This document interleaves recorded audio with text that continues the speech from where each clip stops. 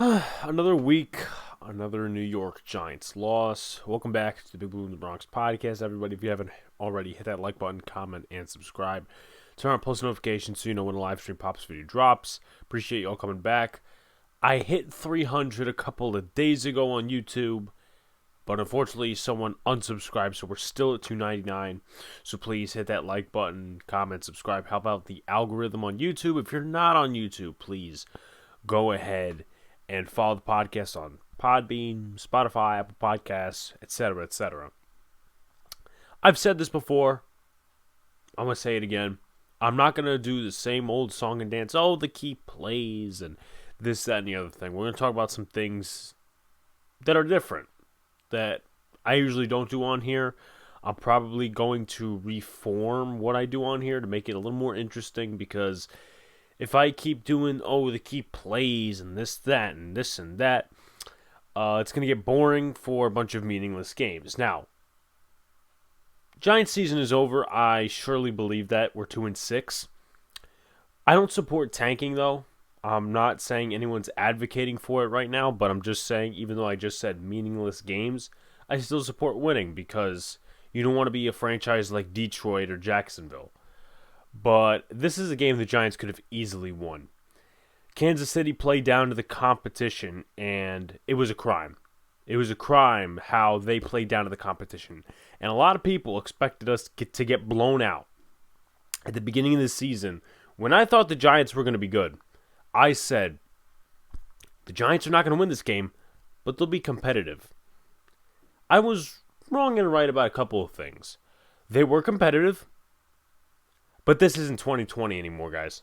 This isn't 2020. We should not be giving anyone a pass.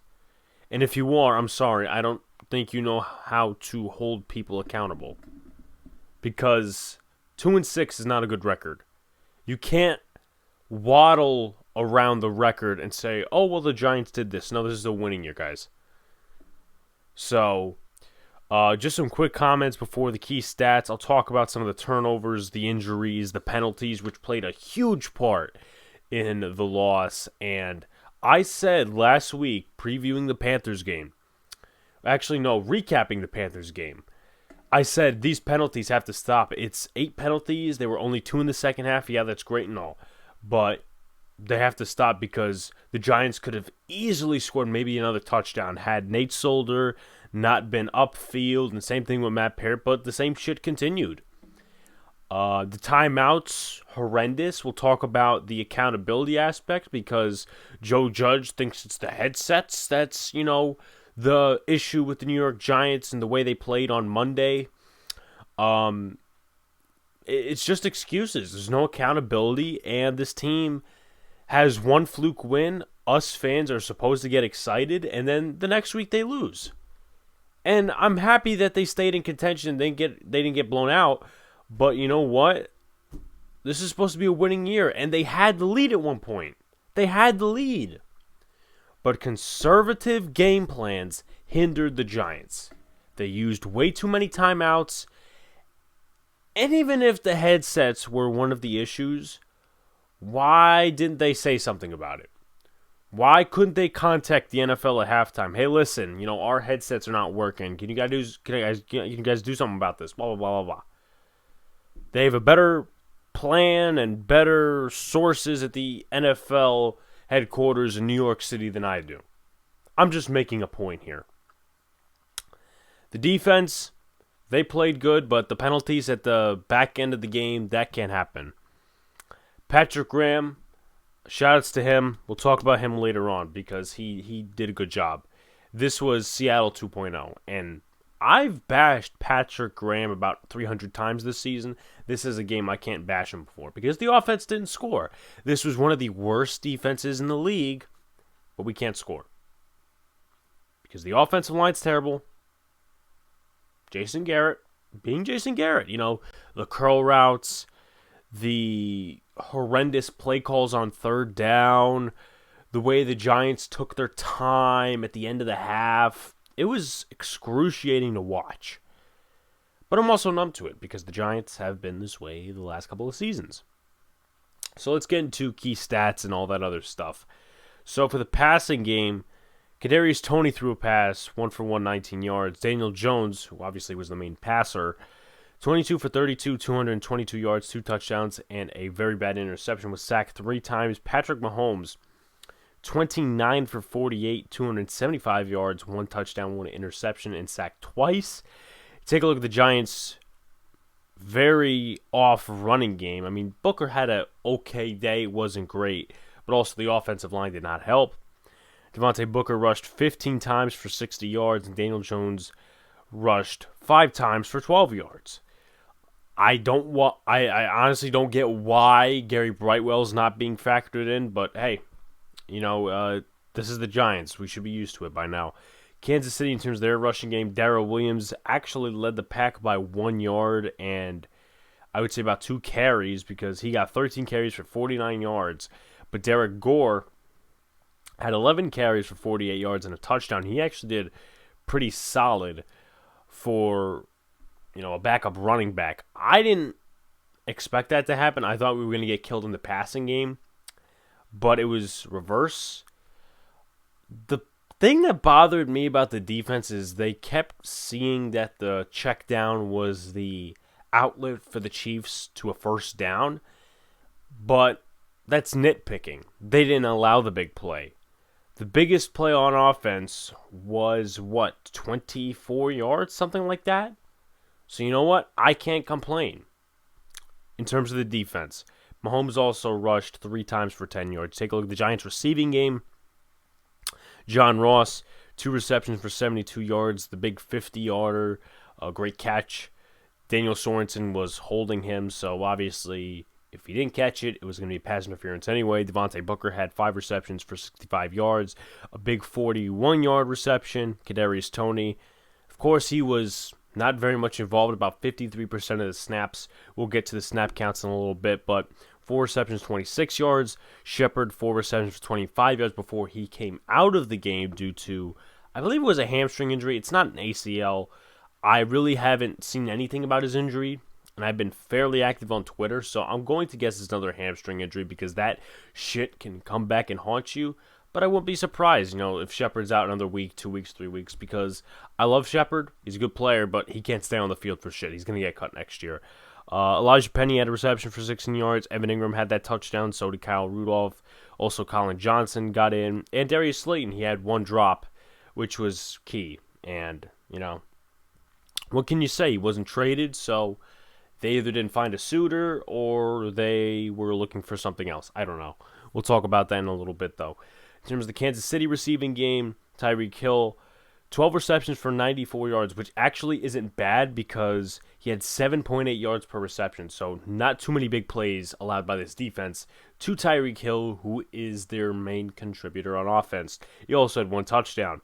Mecole Hardman had 5 receptions for 63 yards. Darrell Williams, that's what I was talking about, coming out of the backfield, the checkdowns, getting the key first downs. 6 receptions, 61 yards. Travis Kelce had 4 receptions for 27 yards. He also fumbled. Good play by the defense. Logan Ryan, he knows how to punch a ball out. Demarcus Robinson also got in there with Byron Pringle. Josh Gordon was targeted, so was Blake Bell, who also had a drop. So you take a look at the turnovers. Daniel Jones fumbled at the end of the game. In my opinion, it was meaningless. If you're going to say, oh, Daniel Jones, fumbled at the end of the game, it's his fault. He had other plays which were bad. The interception definitely was bad. That was a stupid throw. Staring down his receiver in a fucking flat or a stick, whatever the fuck it's called, because, Jason Garrett doesn't know how to get plays downfield. But nonetheless, Daniel Jones did make a mistake by throwing it, and Willie Gay picked it off. That was one of the interceptions, which was right after Patrick Mahomes forced the ball. It was popped up in the air. Julian Love comes down with it, but proceeds to get beat on a touchdown. So, that really crossed out any interception that Julian Love made or any play that he made. Patrick Mahomes did fumble as well, but it was recovered by Trey Smith. Leonard Williams, he was in the backfield a couple of times, so good game for him on defense as well. Dante Pettis had a fumble on the punt return. Keon Crossan, who played well also on special teams and on defense, he recovered the fumble. Dante Pettis was out the rest of the game. I believe it was a hand injury, so, God knows the next time we'll see him. And then Travis Kelce fumbled, forced out by Logan Ryan. Take a look at the stats, the team stats. First downs, the Chiefs had 29, the Giants had 18. That's a drastic distance from each other. It's a drastic deficit. In terms of passing first downs, the Giants had 10, and the Chiefs had 17. The Giants had 3 rushing first downs, and the Chiefs had 10. Actually, if I said 10 for passing first downs for the Chiefs, I meant 17. Maybe I'm just jumbled here. In terms of first downs from penalties, the Giants had 5, so that really gave them a push. The Chiefs had 2. Third down efficiency, the Giants were 4 for 12, which is about, I would say, 30-33% if I'm not wrong. And the Chiefs had only 1 more third down conversion. They were 5 for 12, but on fourth down, the Giants were 1 for 2. Obviously, the one not converted fourth down was at the end of the game. Chiefs didn't go for it at all on fourth down. In terms of total plays, Chiefs ran 77, the Giants ran 56. In terms of total yards, the Giants had 300. The Chiefs had 368. Both had 11 drives. The Giants averaged more yards per play at 5.4. The Chiefs averaged 4.8 yards per play. In terms of red zone attempts, Jesus Christ, the Kansas City Chiefs were 2 for 6. That's interesting. In terms of the Giants, they were 2 for 3. In terms of penalties, which was a big one for both teams in this game, but obviously the Giants lost, so we all know who the penalties affected the most. Giants had 10 penalties for 88 yards. The Chiefs had 12 penalties for 103 yards. In terms of turnovers, the Giants had 1, the Chiefs had 2. No defensive or special teams touchdowns. In time of possession, the Chiefs had more time, 34-38 compared to the Giants, 25 minutes and 22 seconds. Now let's take a look at the snap counts before we get to some other stuff in terms of the offensive snap counts. Billy Price, basically the whole offensive line. Daniel Jones played 100% of the snaps. Devontae Booker played 93% of the snaps. 87% for Darius Slayton, 78% for Evan Ingram, 57% for Kadarius Toney, which is something I really don't understand. He had 76 at one point in time, but they'll use the injury as an excuse for some reason. Colin Johnson was right behind him, 40%. Sterling Shepard, 38% with the hamstring injury or whatever injury he had, lower body. Kyle Rudolph had 35%, Caden Smith had 30%, John Ross 27%, Eli Penny 12%, Corey Cunningham 2%, same thing with Dante Pettis. Only played 1 offensive snap, which was interesting. Take a look at the defensive snaps. Adoree Jackson, Tay Crowder, Logan Ryan, and Xavier McKinney played 100%, all of them. Bradbury 99%, Leonard Williams 84%, Azeez Ojulari 81%, 67% for Dexter Lawrence, 64% for Austin Johnson, 62% for Quincy Roche, which is a big uptick compared to the last couple of weeks, so maybe he's replacing Zimenez and Carter big time. But also Carter was out, so you have to factor that in. 56% for Darnay Holmes, 53% for Julian Love, 37% for Reggie Ragland, 35% for Benardrick McKinney, who may be taking that linebacker 2 spot away from Ragland some point in the game. 22% for O'Shane Zimenez, 11% for Cam Brown, and rookie Aaron Robinson, who I thought played decently. You can't really judge anything too much. It's his first game. With that being said, Trent Harris played 9%. Raymond Johnson played 6%, Keon Cross and 2%, and 1% for Sam Beal, who I did see on the field on 1 snap. And that's pretty much that. Now, let's get into injuries real quick before we get to the penalties and all the other stuff. So I've pretty much nailed the hammer on the head with the whole injuries thing. Sterling Shepard probably has a hamstring injury again. If I have that wrong, I apologize, but probably lower body. What can I say, guys? What can I say? This guy's injury prone, and he's great when he's on the field, but availability is the best ability.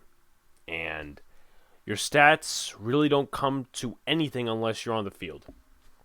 In terms of Kadarius Toney, he had his hand stepped on, but came back onto the field. He actually returned one of the punts. Also got a hit to the head, but there was no concussion there. Obviously, he was fine after that. There was a 15-yard penalty.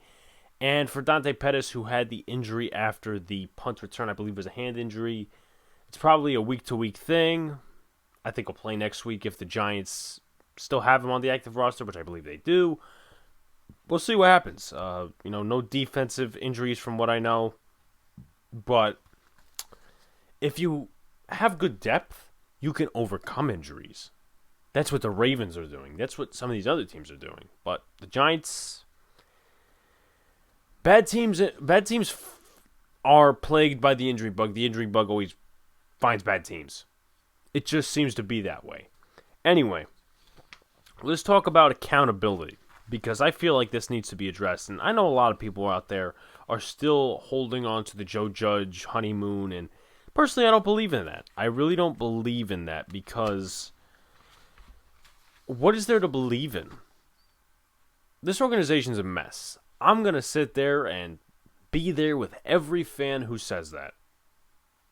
This organization's a mess.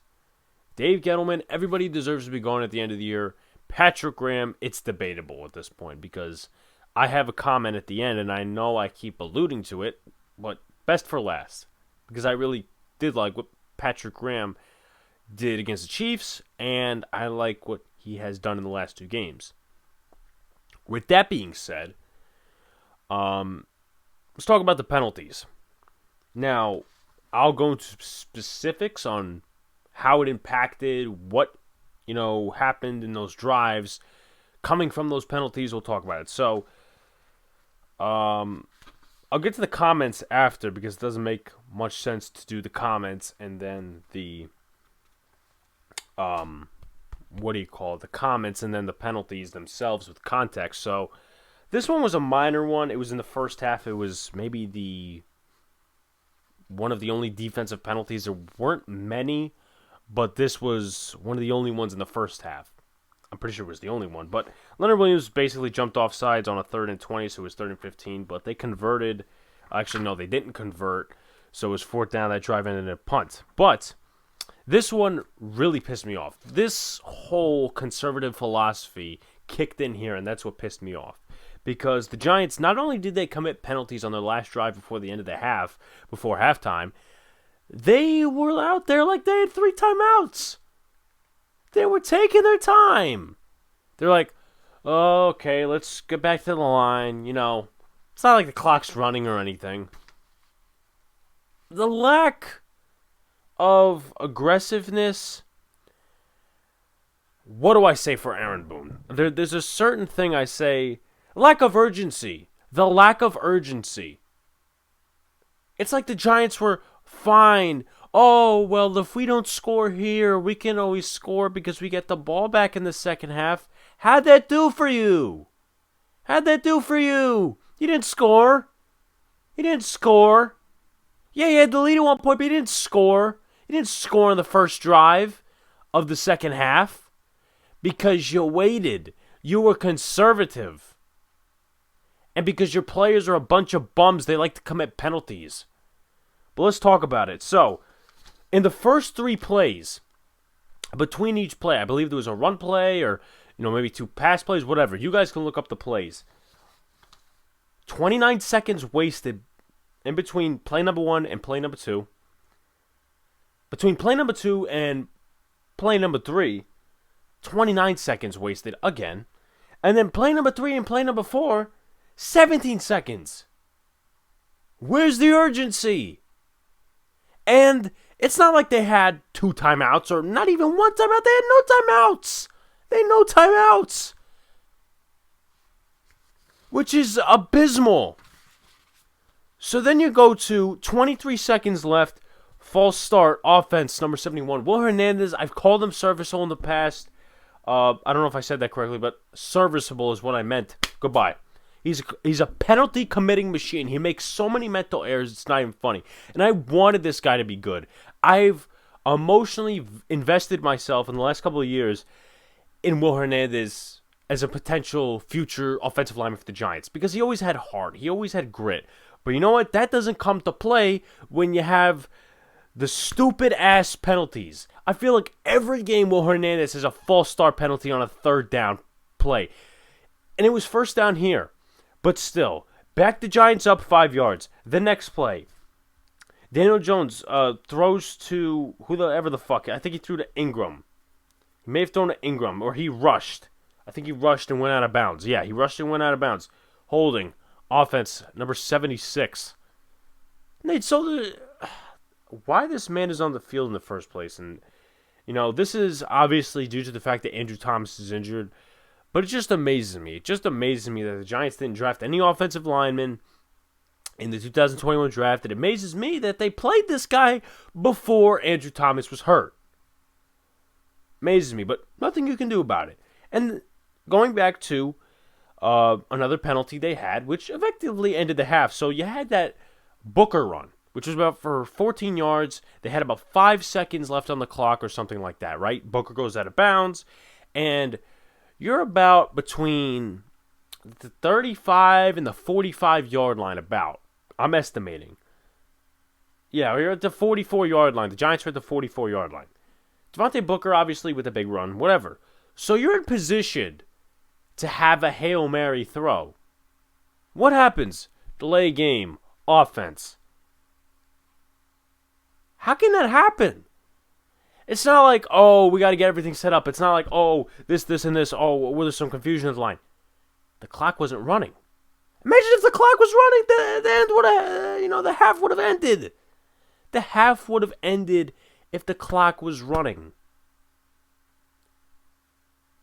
Whatever. It didn't even matter because they kneeled it like a bunch of wussies. But then again, with the amount of penalties that backed them up, what could you do, right? So we go into all the way in the fourth quarter. They were pretty clean in the third quarter. It was mostly like Chiefs penalties. About a 0-yard carry for Damian Williams. Nice stop. Actually, Damian Williams. I'm going back to 2018, 2019 Chiefs. But about 0-yard carry for Darrell Williams. Tate Crowder throws Blake Bell to the ground. Personal foul, unnecessary roughness, defense number 48. What are you doing there? If he throws you to the ground, let him throw you to the ground. Have the ref throw a flag. To do that there and throw him to the ground, it's going to get called in plain sight if the play is over. If the play's not over, then obviously they're not going to call it. They're not really going to see it. But the play is dead over. Your defense made a stop. But you're going to sit there and throw number 2 tight end to the ground and then get flagged, and that's another first down. Luckily, that drive ended in a punt. That being said, let's go to another stupid penalty, which is probably the stupidest penalty of the game. Daniel Jones. I think it was 3rd and 1, right? Giants only need 1 yard, but I believe it was a play-action play out of the backfield. Elijah Penny. Nice reception for 16 yards. Usually fullbacks don't get those type of receptions, right? Elijah Penny. First down, throws the ball, gets into off a defender's face. Yeah, I'm right about that. I hate the taunting penalty as much as anyone else. Obviously, John Mara killed the Giants in a way because he advocated for that because he's a soft wuss. Okay, he's a soft wuss that's been collecting people's money for the past 10 years and has put a good product on the field. But that's not part of it right now. That's not part of it. Eli Penny, my guy. Your team is 2-5 at the time. They're 2-5. Your team is down or tied at that point. I believe they were tied at 17. You go ahead and taunt. What the fuck are you doing? Are you stupid or something? How do you not see that across the league, do these players not watch football or aware of any other football teams and games? It makes no sense to me. Once again, I get it. The rule is stupid. But to taunt like that, you're 2-5. You're not 5-3. So he taunts. And guess what, everybody? 15-yard penalty. Move the truck back. They only gained 1 yard. They did get the first down, but they only gained 1 yard. Beautiful. Beautiful. So we get to the last part of stupidity. But the Giants punted on that drive, and Riley Dixon shanked it because he's a fucking asshole. because he doesn't know how to punt. And also, yeah, let's tack on illegal touching number 47 of the kicking team because Cam Brown went out of bounds and touched the ball first. That is illegal, so that's, once again, illegal touching, number 47 of the kicking team. So they move up to the 29-yard line of the Kansas City Chiefs. And then, a few plays later, they had a holding penalty. I believe it was on Lucas Niang or Orlando Brown. I believe it was on Orlando Brown. So they back up the truck. Darnay Holmes, interception. Even before the interception was thrown, that could have ended the game. That could have sealed the game for the Giants. I saw that somebody jumped off sides. And what do you know? It was Shane fucking Zimenez. This man should not be on the field. This guy should be playing for the fucking Jaguars as their starting defensive end right now. I mean, seriously, this is not even a fucking joke anymore. I had high hopes for this guy, but last year, I kept telling people, Patrick Graham don't like this guy. Nobody listened to me. But you know what? That's fine. I don't want to be right about that stuff. But O'Shane Zimenez, offside. Now, there's obviously debates. Oh, was he offside? Was he not offside? Was it like the Dexter Lawrence thing? I mean, let's not make excuses. Whether it was offside or not offside, the Giants did not play a good game towards the end. Because guess what? And this is another penalty as well, but once again, they did not help themselves. And I'm not saying, it's all the defense's fault, because the Giants' offense was completely inept. About a 14-yard pass play to Travis Kelce, and he pushes to the sticks. They only had 1 yard to go, and this was after the offsides penalty, so it was a 2nd and 15. 2 plays in a row, they have penalties, and it was a face mask. Tay Crowder never grabbed the face mask. The refs were blind on that play. But nonetheless, first down, they march down the field, they get a field goal, and then obviously the rest is history. So let's talk about the comments. I believe I have it somewhere. Here we are. Joe Judge on taunting penalties. We've got to make the right decisions. The message is don't give the refs any reason to call it. Yeah, that's your team, Joe. It's your team. We can argue about talent and players and this, that, and the other thing. But one thing that we can't argue about, and if you argue about it, I don't know that you know football, is that this is Joe Judge's team in terms of coaching. Yeah, Elijah Penny should know not to do that. But it's up to Joe Judge. Remember, this team had barely any penalties last year. But this year, they probably have among top 10. So let's not be diminished by words here. Or I should say, let's not be sugar-coated by words or basically hallucinated by words. You guys know what I'm saying. Joe Judge has been talk, and he hasn't been walking the walk all year. He's like a politician. He's like Aaron Boone. Sorry, not sorry. He also said this. This is regarding the whole team. Building toward a program that will be good over time. Got to keep correcting things now. It takes time. Must do it the right way. This team fights for 60 minutes. Tough and hardworking. Okay, Joe, this ain't a college program. If you want to be a college head coach, go to somewhere. If any of these college coaches get hired as NFL coaches, or go for the USC job. Go for the USC job in the fucking Pac-12. Go for the USC job. They have an opening. You think this is a program? This is a football team. If you cannot distinct the difference between a college football team and a national football team, which is in one of the biggest markets in the country, let alone the world, you have no right to be here. You showed us a lot last year, or as we thought. The team overachieved under you. Let's be real, guys. Let's be real. This team overachieved last year. You can say it was coaching, whatever. This team is now underachieving.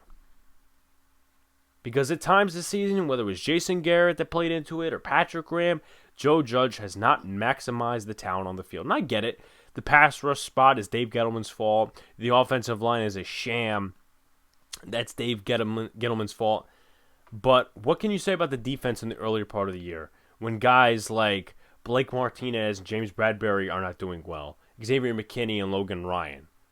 Obviously, the story's kind of flipped back to last year because the offense isn't playing well, but the defense is starting to play well, which is, once again, something we'll talk about at the end because I have some really good comments for Patrick Graham. But let's not sit here and, program. No program. Go be a head coach of like Temple or something. Go be a head coach of like Coastal Carolina or the Raging Cajuns or some of these other teams. If you think this is a program, dude, you're not in the right place. New York has high expectations. This team hasn't won for years. Rebuilding a college program is way different than in the NFL because college takes more in some aspects, the NFL takes more in some aspects. So you know what? Let's stop calling things a program because it is different from an NFL team. Now, I know he was talking about this team and not some other NFL program, or not NFL program, NCAA program. But for someone who really can't distinct the difference, they may think you're talking about some college program. So you know what? Let's stop. Let's stop calling it a college program or a program for that factor. Because you know what Matt Rule did? And I'm not going to say that Matt Rule should have been hired. But it took Matt Rule how many years to obviously revitalize Temple? He revitalized Baylor. That took years. And rightfully so. You really don't have a timeline to win in the college system unless you're coaching for Alabama or LSU or the Gators. If you're Temple or if you're Baylor and you're really bad, the timeline is like this. If you build it correctly, if there's some signs of success, they'll let you keep building. They'll give you a 4 or 5 year timeline. But once again, for people who can't distinct the difference or just see by headline of what you said, they'll think you're talking about a college program. This is an NFL team. Way different, pal. I talked a lot there, and I really shouldn't have. But let's talk about the headset issue. So I woke up Tuesday morning, obviously in grief, and my brother told me, he said, yeah, Joe Judge is talking about headset issues now. I'm like, what the hell are you talking about? And I even said to him, and this is me getting up at 6:45 in the morning for school, which is really a reason that this podcast is not coming out till 12:30-ish Wednesday because of my school schedule, and that'll probably be the same thing for the Tampa Bay game. But obviously things will go back to normal, whatever. But I even said, you know, if they had a problem, why didn't they do something about it? Doesn't make a lot of sense. Once again, lack of accountability. But here's what the NFL said. Now, I don't know if I captured any quotes from Joe Judge specifically. I don't think I did. But let's talk about what the NFL said. We were not made aware of any issues during the game from the club through our standard communication channels that were used to identify game day issues. We are looking into the matter with all involved parties. However, we are confident that nothing is attributable to the Bose headset. Also, this is a good point to bring up. Well, actually, no, it's not really a good point because it could be potentially defending Joe Judge. And I said on Twitter, let's not go into this thing now where the beat reporters are defending Joe Judge like beat reporters defend Aaron Boone all the time. Let's not do that. But Pat Traina comes up here and says, the thing about the headset issue that bothers me most, meaning her, if there has been an ongoing problem and the Giants reported it, why didn't the officials shut down the other team's communication system? If this was an issue for games or whatever, why didn't the Giants report it? Because it seems like it's not, the Giants reported it and the NFL doesn't care. No, it seems like they never reported it, which means that Joe Judge could be lying for excuses. But he also came out and said, well, the headsets were an issue, but I'm not going to be coming out here. You guys know that I'm not a guy of excuses. Boy, is that a fucking lie. But, hey, Joe Judge apparently knows what he's doing so much he deserves another year. unfriggin' real. I have so many papers here, but let's talk about the trade deadline. So the Giants did not make any moves. There was some speculation that Evan Ingram was going to go to the Packers, but the thing that stood out, or the thing that the Packers needed, was a tight end, obviously, but a blocking tight end. And I don't know what happened there. They may not have reached out to the Giants. The Giants may not have liked the offer that they were given. Whatever. Evan Ingram is probably going down as a 5th-round compensatory pick for 2023. Same with Darius Slayton. I don't know when his contract ends, but when he gets cut, when he gets off his contract, which I believe ends in 2022, after 2022, if I'm not mistaken. If I am, I apologize. But with that being said, it's going to be compensatory picks. And we don't know if these guys, were given offers for. We don't know. But if the Giants didn't take any offers, I don't understand. I don't understand why. But just some stats. Darius Slayton has 3 drops this year. He's totaled about 12 receptions for 190 yards and a touchdown. That coming against the Washington football team with a catch percentage of 48, which is not good. And he's had 3 drops, as I mentioned. So he's having another terrible year. But he's also been, with the playing time of Galladay and Tony and all these other guys at the beginning of the year, he really didn't have much reps. But with that being said, though, Slayton, no bueno this year. No bueno this year. In terms of Ingram, who's had a better season, but he's also not been available for all 8 games so far. He has 1 drop, which I believe was against the Saints, 1 fumble against the Falcons. But to total the stats, he also had a good catch for a touchdown. He did something against the Kansas City Chiefs. He is totaling 23 receptions for 186 yards, 1 touchdown, a catch percentage of 69.7, which is the highest of his career to date. But obviously we have to see throughout the season how many targets he gets.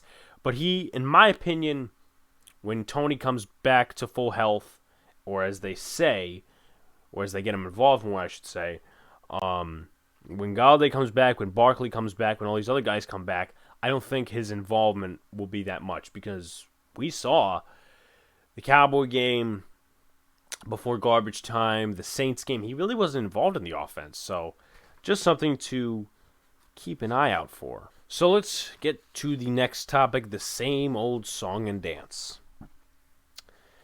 It's pretty much the same old song and dance from 2020, minus a rebuild, but plus Joe Judge incompetency equals a recipe for disaster, if you guys know math. JG's bad play calling. It was horrible. Barely any plays downfield. I get it. The Chiefs were probably doing a high amount of too high safety. But John Ross was the biggest play.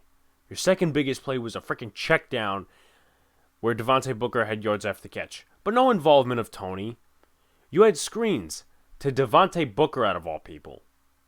This is what I don't get about the Giants. Jason Garrett specifically. And once again, Joe Judge is to blame as well because he's the offensive coordinator on his team. And if we're going to pull this puppet narrative out of our ass and say, oh, well, Joe Judge is instructed by John Mara because, Jason Garrett's Mara's guy, then Joe Judge should fight and say, okay, if you're not going to let me fire him, then I'm out of here. But that is not the situation because Joe Judge is very conservative. And conservative does not win you games in the NFL. Or at least the modern NFL. I didn't watch football in the 90s or 80s because I was simply not born. I was not on the earth. Lack of involvement. Kadarius Toney only played like 53, 57% of the snaps, something like that. Had 76 a couple of weeks ago. I don't understand. Why don't you get him involved? Joe Judge said a couple of weeks ago about John Ross when he had that big touchdown catch against the Saints. Yeah, we don't have time for ramping up. Really, buddy? Because I could pull that quote out of my ass right now and say, yeah, you're pretty hypocritical, Joe. Excuses. Again. Bad O-line play. This deals with the depth we have on this roster, which is not good depth. 2 of them are draft picks. And the rest are scraps. Matt Skura, he's okay at best. Billy Price is garbage because he lets anyone at all just ram through him. I would be convinced that if I lined up in front of Billy Price, I would probably beat him on the inside. Will Hernandez is a penalty machine and a mental errors machine. Nate Solder shouldn't even be on the field. Matt Parrott has played okay at left tackle, but he's a third-round developmental pick, so he's probably not going to be the starter next year. And the problem is that other than Andrew Thomas coming back at some point in the season, we're stuck with these guys. And God only knows if Joe Judge is going to have Nate Solder play on the right side when Andrew Thomas comes back. That's the scary part, everyone. So, even if you mix Ben Bradison at left guard and move Skura to center, or put Wes Martin at left guard and move Skura to center, it's not going to be any different because this O-line still is garbage. And they played okay. I'm saying okay for a reason. Throughout the first part of the game. For about quarters 1, 2, 3. At the end of the game, they didn't know how to handle the pressure. And guess what, everybody? A timeout would have helped. Because you call a timeout on fourth down. You know how to call the protections. You know how to get some shit straight. But the Giants didn't have any timeouts. And also, Joe Judge let 40 seconds run on the clock before the 2-minute warning. So the Giants barely had this amount of time. And the Chiefs passed once, and then Mahomes basically took a sack from Keon Crossan. So that ran some time out. I believe the Giants had 1:07 to go. But if you stop the clock at when Joe Judge was supposed to stop the clock like 2:16, 2:20, something like that, they're forced to go for third down. On that play, I think it was second or third down, whatever it was. I believe it was second down. You call a timeout. It's third down. Now they're forced to run a play, whether it's a pass, a run play, if Mahomes just takes the sack or something. He slides. In that situation, runs down the 2-minute warning. Clock is not running for fourth down. So they kick the field goal, and guess what, folks? You have 2 minutes on the clock to fully run an offense. That's the difference. Those are two different dimensions. Because in a parallel universe, the Giants would have won. Because in a parallel universe, Joe Judge is aggressive. In a parallel universe, Kadarius Toney and all these other guys are used correctly. Joe Judge's timeouts. I mentioned it before. I also mentioned it a couple of seconds ago. Blame the headsets. Totally cool, Joe. Totally cool. No accountability at all. And lack of aggressiveness and conservatism. That's not going to win you games in the NFL. It's not. It's not going to win you games in the NFL, especially when you have teams like the Chiefs, the Titans, the Bucks, the Rams. Not going to help you at all. Conservative, you can only be conservative in moments where, you're beating the shit out of somebody. What was it? It was like 4th and 2 in the Rams game, and Sean McVay decided to kick a field goal. In that situation, you can do that because he has a good team around him. He has a good coaching staff around him. So it's not like, oh, well, this, and this. No, Rams are a good team. They're going to win the Super Bowl, especially now with Von Miller. So this one is not one of my favorite topics to get to, but it has to be talked about because we're coming to week 9, which is about halfway point of the season, and we have 18 weeks, 17 games, so we have to talk about this. I don't know if I put it up on the template and the graphic. If I didn't, I apologize for that, but let's talk about it. Evaluation of Daniel Jones. How did he look? Can you properly evaluate him? Is he the guy? Does it really matter? The factors, O-line, DJ himself, bad play calling, practice squad wide receivers. So here's my analysis on this. I thought DJ could have played better. This is not a top 10 defense. It's not. It's not even middle of the pack. Bottom of the NFL. And I get it. JG was very bad at play calling. The wide receivers were dropping passes, especially Darius Slayton. But at some point, you have to overcome that in ways. At some point. It sucks. It really sucks. I'm not going to make a definite answer on is Daniel Jones the guy? Is he not the guy? But to be honest, he's very inconsistent. I hate doing this. I hate saying this. Don't think I'm trying to be right or anything. Because, to be honest with you, how could I even be proven right at this situation? Because, I never said that DJ wasn't the guy. But if we had a needle in the middle of a 50 and a 50, the needle is slowly swaying toward DJ not being the guy. And let's be honest, people. Even if he is the guy, maybe he finishes the season on a stronger note. Who knows? Even though the Giants really have an easy schedule towards the end. A new GM is going to want a new quarterback. And I guess at this point, with the way the Giants have been doing things, what's so wrong about getting a new quarterback? And you better know that if the next quarterback does not work out, I will be pressing that GM on Twitter. I will be wrecking that GM on Twitter. I don't care. This is not, I love Dave Gettleman, but if he gets fired, I'm going to take it out on the new GM. No. Because here's the problem, everybody. In my opinion, Giant fans thought Eli Manning was the problem to a certain extent, and so did the Giants organization. That's why they were contemplating drafting Mahomes, which wouldn't have been a bad thing, but he would not be what he is in Kansas City. And that's why Jerry Reese and Ben McAdoo okayed the benching for Geno Smith, because they thought Eli Manning was the problem. Let's note that a Malik Willis, a Matt Corral, the guy out of Pittsburgh who I happen to like, they are not going to fix this team. You have to build around them properly. You have to accumulate draft picks. This is going to take another 2 to 3 years at least. So, whether you think DJ's not the guy, he is the guy, I think they're moving on from him after the year. My opinion can change because I'm a content creator and I'm not a GM or a talking head on NFL Network or ESPN. But I think he's been a little too inconsistent. And I think at this point, you really can't put a proper evaluation on him, which is sort of a problem, yes, because the offensive coordinator and the wide receivers he's playing with, but also due to the fact that he needs a perfect situation. And in the NFL, 9 times out of 10, you're really not going to get a perfect situation. Matt Stafford was traded into a perfect situation. Now, granted, the defense isn't great, but they only have, 1 loss on the year? They have a perfect O-line. Their wide receivers are good. Their running game is formidable.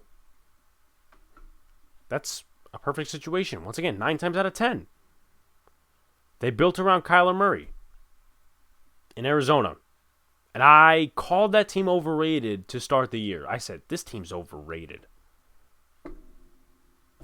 What are they, 7-1? DeAndre Hopkins, AJ Green is having a comeback year. Zach Ertz got traded over there. So, here's my thing. Before I get to my final topic, and I know I've been on here for like 40, 50 minutes. If the Giants are going to come out at the end of the season and they're going to fire Dave Gettleman and keep Joe Judge, might as well keep Dave Gettleman. Because I don't get the philosophy of, you got to fire this guy but keep this guy. A, what has Joe Judge proven to get a third year? B, look at your crosstown rivals. Look at the team that plays in the same stadium as you. I'm not going over it again. Maybe in the slightest, I'll go over it. But I've said it at least 100 times.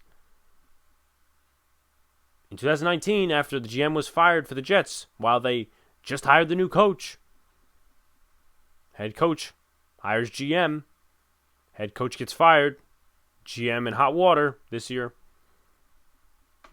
Think I'm kidding? Ask Jet fans. Ask my brother. I know about all the situations that have been happening over there because I get to hear about them week after week. So you know what? Let's not sit here and say, oh, Joe Judge needs to pick a GM or pick a GM to pair with Joe Judge. In what universe has this worked? Ladies and gentlemen, this ain't in 1981 where George Young's going to come in and save this team. This isn't a Bill Parcells, George Young thing. It's certainly not that. And you know what? There's a rumor that Clickbait Giants Wire puts out, oh, well, the Giants have been searching for GMs behind Gettleman's back. I don't take that seriously. Because A, Gettleman has a job. B, you really can't do that. Or I should say, let me phrase that. You cannot plan interviews for GM and head coach till the end of the season. So what good is lining up candidates right now? And for the sake of, will they get blocked by another team? Will Monty Austinford get blocked from a Giants interview by the Titans? The guy in the Ravens front office, will he get blocked by the Ravens for an interview? You don't know that. So, in my opinion, it's either you keep both or you fire both. Because I know Giant fans are pissed off plenty because Dave Gettleman was not gone after 2019. And I get that. But why would we do that again? This time with the head coach. Does not make any sense. Let the GM bring in his own players, his own coaching staff, and you go from there. Now, obviously you can't do all of that because some of these players are strapped to the Giants for the next couple of seasons. Leonard Williams, Adoree Jackson, Kenny Golladay, some of these other guys. You're stuck with Daniel Jones probably for another year unless you decline the option, which I believe the next GM will have to do. Saquon Barkley for another year. So you know what? I don't know. But it's, in my opinion, and it's a very unpopular opinion, but I don't care. You can fight me to the bitter end. You'll debate me to the bitter end. And I have facts. And I have proof that those GM, head coach, or head coach GM arranged marriages do not end well. They end in divorce. And that's what rubbish teams do, using a British UK kind of word, but that's what bad teams do. That's what garbage, dumpster fire teams do. I get it. A lot of people want to compare the Giants to this dumpster fire team. They're a bad team. They're the Jaguars. They're the Lions, but they're another shade of blue. Okay. Then why would you want to become like the Jets, the Lions? Why would you want to become like them and keep a head coach for another year who may not be the answer, and you'll fire him in year 3, and guess what? You're in year 2 of a GM, and if he fucks up, he's got to go next. Which all comes down to John Mara.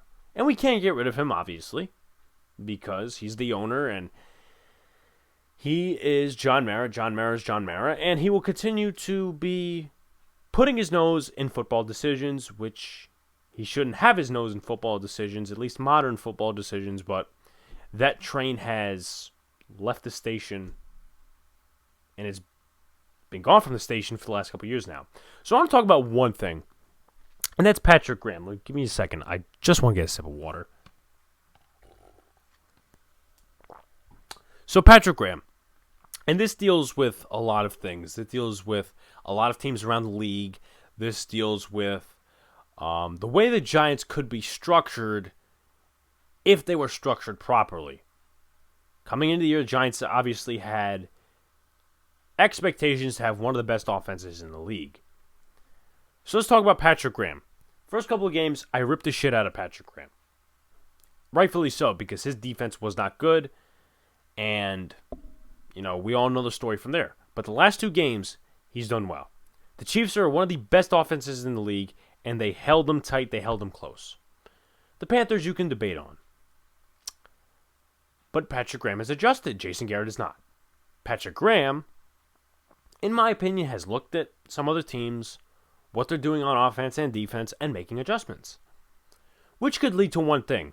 If this team was built properly, And let's just say he is kept for the next GM and head coach. If he is, I'm not saying he will or making any predictions. But here's what you can do. And I'm not saying this will or will not work, but it could work because you see a lot of teams around the league have these type of starts. If you have a high-powered offense, okay, if you have a high-powered offense like the Cardinals, the Titans before Henry's injury, the Rams, if you have a high-powered offense, you can pretty much forget the defense being a problem for the first 5 weeks of the season. And if you have a mid-tier offense, maybe, or I'm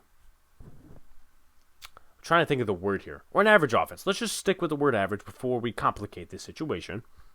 If you have an average offense, your team can start bad because we know a lot of teams don't do good in September. And I'm not making excuses, of course. There's the Steelers the last couple of years. There's the Patriots before this year and last year. There's all these other teams that start off horribly but make the playoffs. Mostly in the AFC. The Chiefs could also be one of those teams. Now, I don't know about their defense, but their offense obviously plays a huge part in why they win games. But, in my personal opinion, if you give Patrick Graham some time to adjust in the first 4 to 5 weeks of the season, he could be your future defensive coordinator. He can. That's my opinion. If you have a high-powered offense, which is something the league really requires now, if you don't have a high-powered offense, you're not competitive. You're not a top 5, let alone top 10 team. Because you look at the Rams, you look at the Bucks, you look at the Titans, you look at the Cardinals, you look at the Packers, all high-powered offenses. You can debate about the defenses, but what's the reason those teams are winning games? The high-powered offenses. Then as you go along, Patrick Graham can make adjustments, the proper adjustments, and your team can have a balanced 2 sides of the football. And therefore, you can be a competitor. That comes with an appropriate set of coaches for the offense, as well as talent. But I'm just throwing that out there. Patrick Graham, and I've been on him for the past couple weeks, but something I've noticed in the last 2 years is he's making constant adjustments, he's taking accountability, and it's showing up on the field. So you know what? If the next GM, the next head coach wants to keep him, get a high-powered offense and go from there, and then the defense will make adjustments, and then, boom, you're a contender. That's all I got. If you guys haven't already, like, comment, subscribe, turn on post notifications so you know when the live stream pops video drops. I appreciate y'all coming back. Please, let's get up to 300 subscribers. Boys in the Big Apple tonight. I know there's some games going on. I'm going to try to hinder around that because I know that usually gets in the way sometimes, but I also want to get to the meat and potatoes of the sports topics around the leagues, World Series, NFL, NBA. It's all going to be a discussion. Please join us once again. Peace out, guys. See you later. Stay cool.